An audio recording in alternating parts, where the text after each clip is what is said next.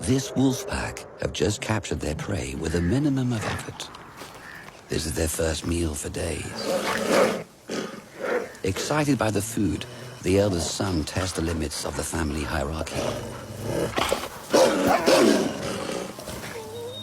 He challenges his father, the alpha male.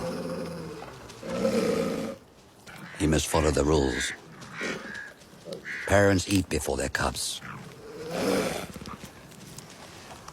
But the son does not want to obey.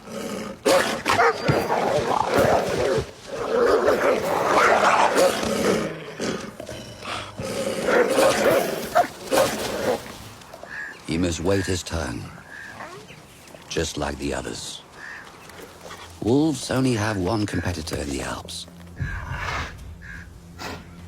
Brown bears.